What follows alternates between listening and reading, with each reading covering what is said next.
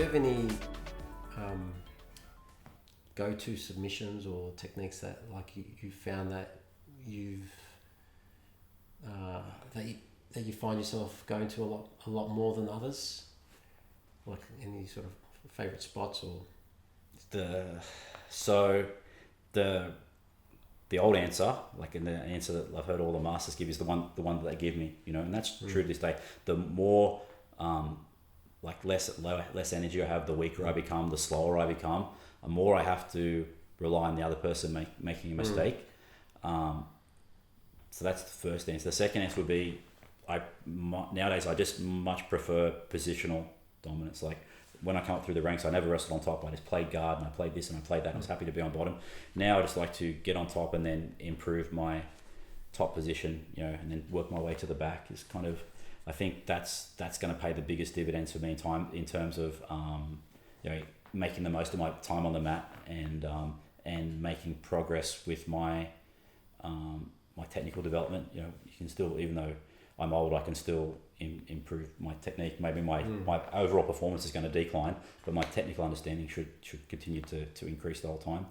But I just like the basics. Like I think it's my biggest thing now. I was talking to my students the other day. The submissions I rate are the ones that a 12-year-old can do on me. Yeah. So a 12-year-old can arm bar me and break my arm. They can snap my arm off. A 12-year-old, as long as they can physically get around my neck, rear naked choke. Kimura, they can rip my shoulder out of its socket. Can they do other certain things? Like, I want to name it because someone will get upset. But certain arm locks or chokes that a 12-year-old can't do on an adult. Okay, and then you go to catch wrestling. Okay, if you want some clicks or whatever, they have moves that only work on guys that are half your size. You see moves like, and they come in, they go, here's like my little headlock squeeze or whatever. But only I can do that to the 12-year-old. So the whole point of martial arts in general is to be able to beat someone who is physically superior to you. So why? So I just like those fundamental ones. It's very interesting. They're the first ones you'll learn from all the masters if it's your first day, and they're also the same as what the first ones you'll see in the UFC or at ADCC. Kimura, armbar, guillotine, rear naked choke, triangle with the legs. Yeah.